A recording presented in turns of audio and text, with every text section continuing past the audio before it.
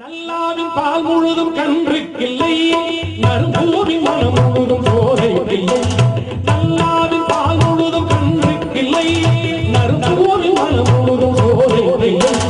நீராகும் கதிர் முழுதும் நிலப்பில்லை, நிறைகின்ற நீர் முழுதும் குளத்திற்கில்லை. பல்லாரும் கதிர் முழுதும் மரத்திற்கில்லை, பன்னரம்பின் இறை முழுதும் யாழுக்கில்லை. எல்லான பிறப்பிழைக்க காணுகின்றே, எல்லான பிறப்பிழைக்க காணுகின்றே. என் யாழும் பிறப்பிழைக்க வேண்டும் வேண்டும், என் யாழும் பிறப்பிழைக்க வேண்டும் வேண்டும், என் யாழும் பிறப்பிழைக்க வேண்டும் வேண்டும்.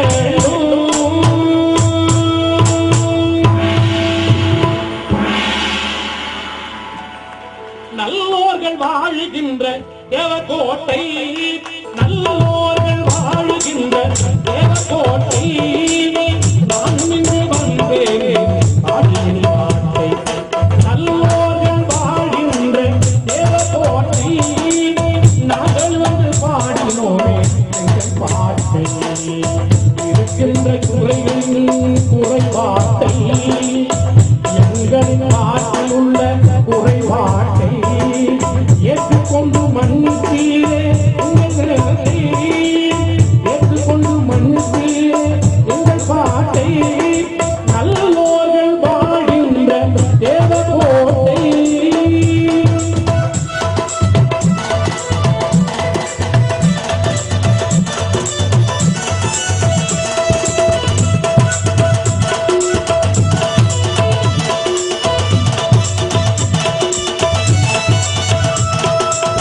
கந்தசரதி விழாவிலே கனிவுடன் அழைத்து, கச்சேரி செய்ய எமக்கு வாக்கினை கொடுத்து,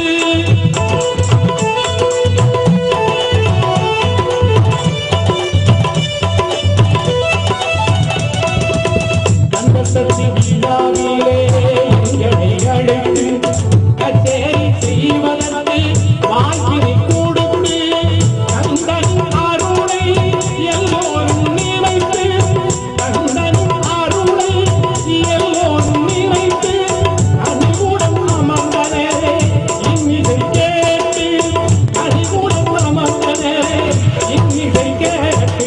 நல்லோர்கள் வாழுகின்ற தேவக்கோட்டை, நாங்கள் வந்து பாடினோமே எங்கள் பாட்டை, எங்களின் பாட்டில் உள்ள குறைபாட்டை ஏற்றுக்கொண்டு மன்னிப்பீரே உங்கள் கோட்டை, இது உங்கள் கோட்டை.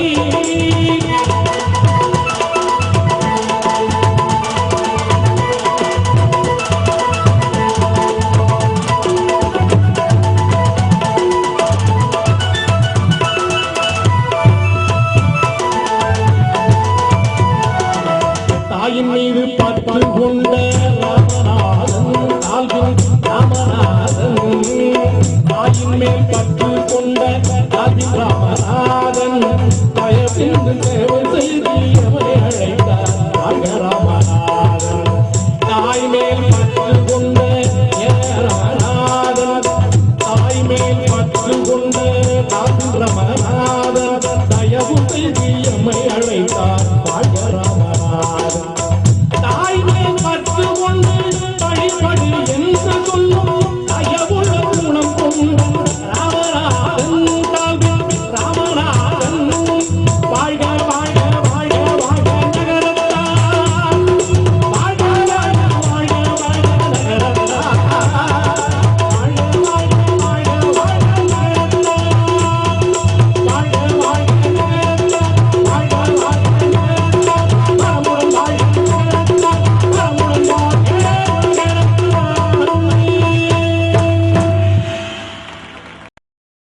அண்ணன் நாவுக்கரசர் திரு நாஞ்சில் சம்பத் அவர்களை சிறப்பு சொற்பொழிவாற்ற அன்புடன் மேடைக்கு அழைக்கின்றோம்.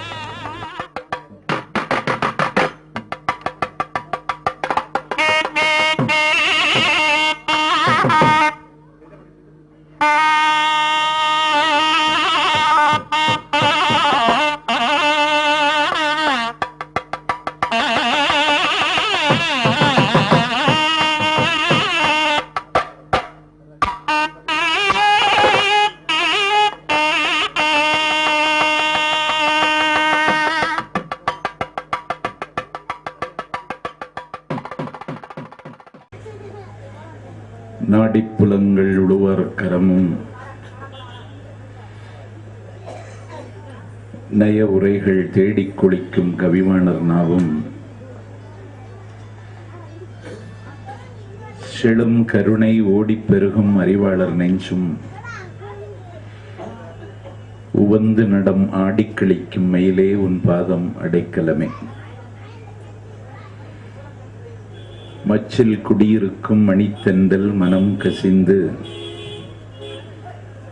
குச்சில் குடி புகுந்து குலபுதல் போல் யாப்பென்னும் அச்சில் குடியிருக்கும் என் தமிழே.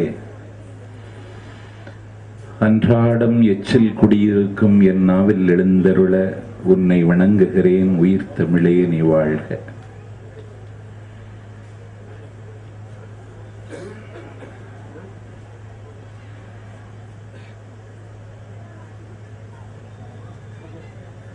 செட்டிநாட்டு செம்மல்கள் வாழுகின்ற செந்தமிழ் வளர்ந்த திருப்பதியாம் தேவகோட்டையில் 68வது ஆண்டு கந்தர் சஷ்டி விழா, 66வது ஆண்டு கந்தர் சஷ்டி விழா நிகழ்ச்சியை ஆண்டுகள் 66ஆக வெற்றிகரமாக இயக்கி வருகின்ற கந்தர் சஷ்டி விழா கழகத்தின் மதிப்பிற்குரிய தலைவர், தாளாற்றி தந்த பொருளெல்லாம் தக்கார்க்கு வேளாண்மை செய்தற் பொருட்டு என்று சிந்தித்து வாழுகின்ற பெருமகனார், இன்னரும் கனி சோனைகள் செய்தல் இனிய நீர்த்தன் சுமைகள் இயற்றல் அன்னசத்திரம் 1000 வைத்தல் ஆலயம் 10,000 நாட்டல் பின்னருள்ள தர்மங்கள் யாவும் பெயர் விளங்கி ஒளிர நிறுத்தல் அந்நியாயாவினும் புண்ணியம் கோடி ஆங்கோர் ஏழைக்கு எழுத்தறிவித்தல் என்று அந்த பணியில் தன்னை முழுமையாக இணைத்துக் கொண்டிருக்கின்ற தாளாளர், கந்தர் சஷ்டி விழா கழகத்தின் மதிப்பிற்குரிய தலைவர். வாழ்க்கையில் நான் இவரை தாமதமாக சந்தித்து விட்டேனோ என்று நான் சிந்திக்கிற அளவுக்கு என்னை பாதித்திருக்கின்ற அண்ணன் டால்பின் ராமநாதன் அவர்களே, கந்தர் சஷ்டி விழா கழகத்தினுடைய செயலாளர்கள் காலத்தால் சீலத்தால் கோலத்தால் மூத்த பெருமக்கள், மதிப்பிற்குரிய எஸ்.எல். மகாலிங்கம் அவர்களே, எல். சதாசிவம் அவர்களே, கந்தர் சஷ்டி கழக விழாவினுடைய பொருளாளர் பேரன்பிற்கும் பெரு மதிப்பிற்கும் உரிய ஐயா செந்தில்நாதன் அவர்களே, எப்போது வருவாய், எங்கிருந்து வருகிறாய் என்று தொடர்ந்து தொலைபேசியிலே தொடர்பு கொண்டு விரைந்து உங்கள் வாசலுக்கு நான் வருவதற்கான வாசலை திறந்து வைத்த என் வாஞ்சையுள்ள நண்பன், இலக்கிய தூதுவன் சந்ததம் மறவா சதீஷ் அவர்களே, என் ஆருயிர் நண்பன் சோமசுந்தரம் அவர்களே, கந்தர் சஷ்டி விழா கழகத்தின் மதிப்பிற்குரிய நிர்வாகிகளே, கந்தர் சஷ்டி விழா கழகத்தை கொண்டாடுகின்ற இந்த தமிழ் வேள்வியை, ஞான வேள்வியை சிறப்பிக்க வந்திருக்கின்ற சான்றோர் பெருமக்களே, பால் நினைந்தூட்டும் தாயினம் பரிவுள்ள தாய்மார்களே, வரலாற்று மாற்றத்திற்கு அடையாளமாக விளங்குகின்ற வாலிப தம்பிகளே, வணக்கம். இரவும் பகலும் உரசிக்கொள்ளுகிற அந்தி பொழுதில் வான் சிறப்போடு நடைபெறுகின்ற கந்தர் சஷ்டி விழா கழக சொற்பொழிவில் என்னையும் ஒரு பொருட்டாக மதித்து கந்தர் சஷ்டி விழா கழக மேடையிலே டால்பின் ராமநாதன் என்னை ஏற்றி இருக்கிறார் என்றால் ஒரு துணிச்சலுக்கான விருதை டால்பின் ராமநாதனுக்கு துணிந்து கொடுக்கலாம். என்னை சில மேடைகளில் அழைப்பதே ஆபத்தென்று பல பேர் கருதுகிற வேளையிலே என்னை இந்த மேடைக்கு அழைத்ததன் மூலம் டால்பின் ராமநாதனுடைய உயரம் இன்னும் நான் உயர்ந்திருப்பதாகவே நான் கருதுகின்றேன். மறுமலர்ச்சி திராவிட முன்னேற்ற கழகத்திற்கும் கந்தர் சஷ்டி கழகத்திற்கும் ஏதாவது உறவுண்டா?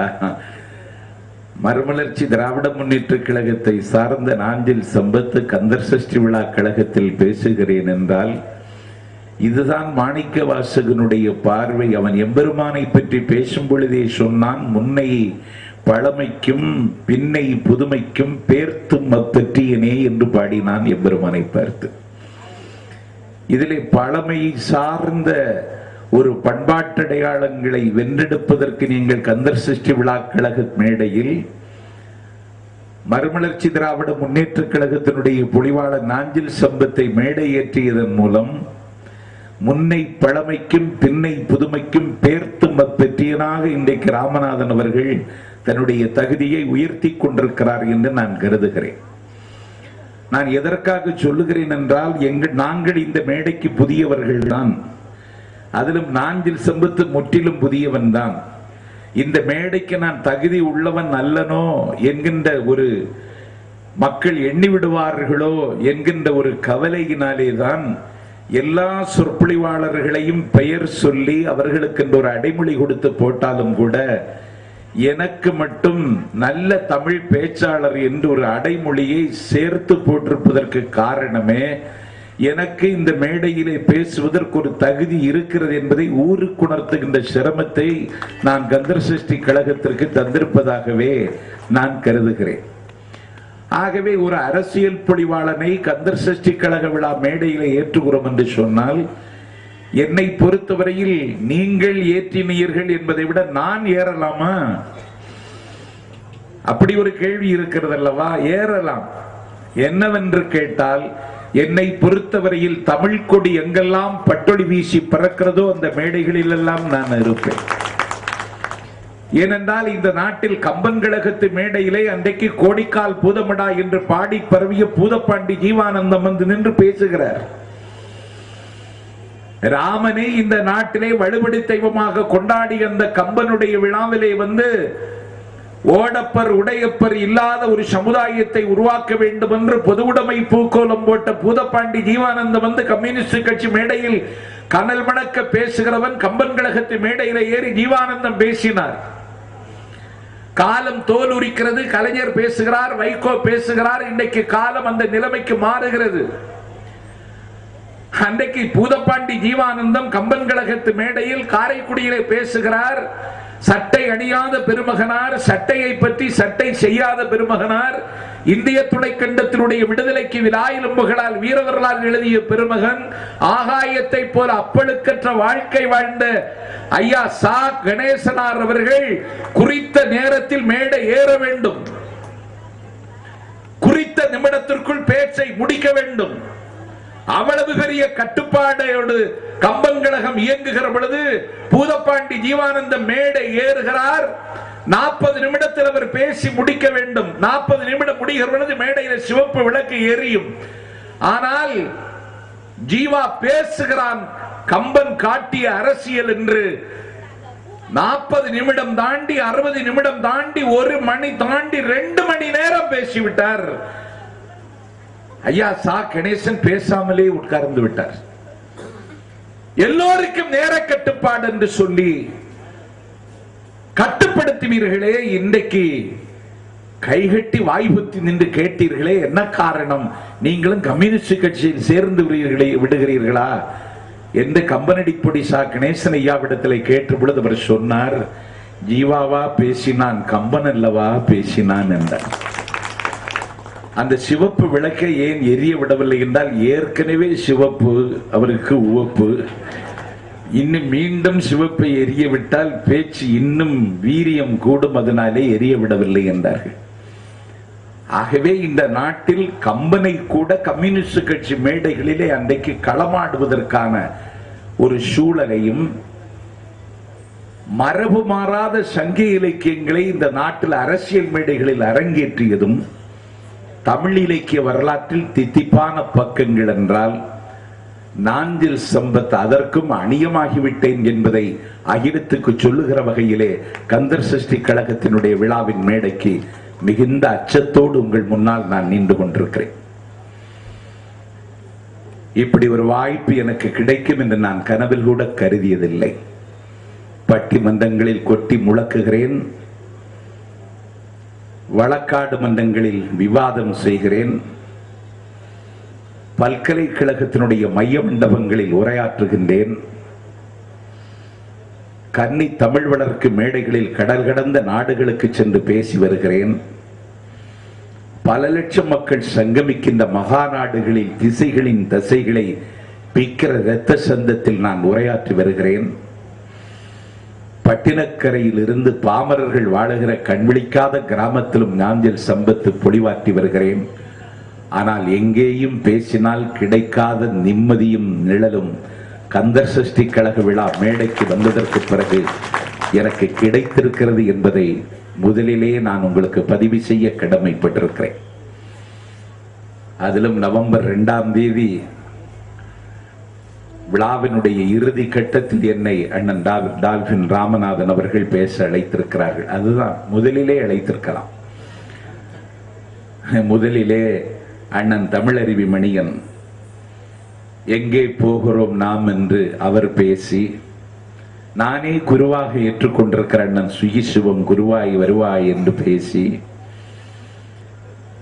மேடைகளிலே 1000 பிறை கண்ட பெருமகன் அறிவொளிதனுடைய பட்டிமன்றத்தை அரங்கேற்றி, கருத்து கமலஹாசன் என்று நாடு ஏற்றுக்கொண்டிருக்கிற சாலமன் பாப்பையாவன் பட்டிமன்றம் நிகழ்ந்து முடிந்ததற்கு பிறகு ஒரு கடைசி நாளில் நான் ஒரு சந்தை முடிந்த பிறகு சரக்கு விற்க வந்தவனை போல், பந்தி முடிந்த பிறகு பசித்து வந்தவனை போல், நோயாளி முடிந்த பிறகு மருந்து வாங்கி வந்த ஒரு உறவுக்காரனை போல், தேரோட்டம் முடிந்த பிறகு திருவிழா காண வந்த பக்தனை போல நான் இன்றைக்கு உங்கள் வாசலிலே வந்து நிற்கிறேன்.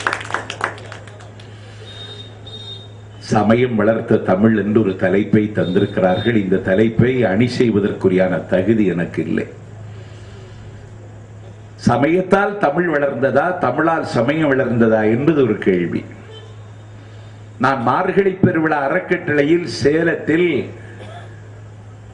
சமயத்தால் தமிழ் வளர்ந்தது குற்றம் என்றொரு தலைப்பை அன்றைக்கு நான் ஒரு வழக்காடு மன்றத்தை நான் வெற்றிகரமாக இயக்கினேன்.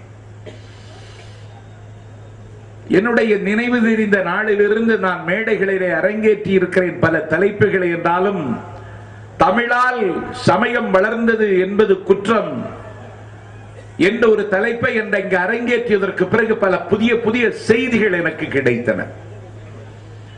ஆகவே அண்ணன் டால்வின் ராமநாதன் தொலைபேசியிலே தொடர்பு கொண்டு எந்த தலைப்பை நீங்கள் அணி செய்ய விரும்புகிறீர்கள் என்று கேட்ட பொழுது சமயம் வளர்த்த தமிழ் என்று சொன்னேன். இதுதான் தக்க சமயம் என்று கருதி அவரும் அந்த தலைப்பையே எனக்கு உறுதி செய்து தந்து விட்டார்கள்.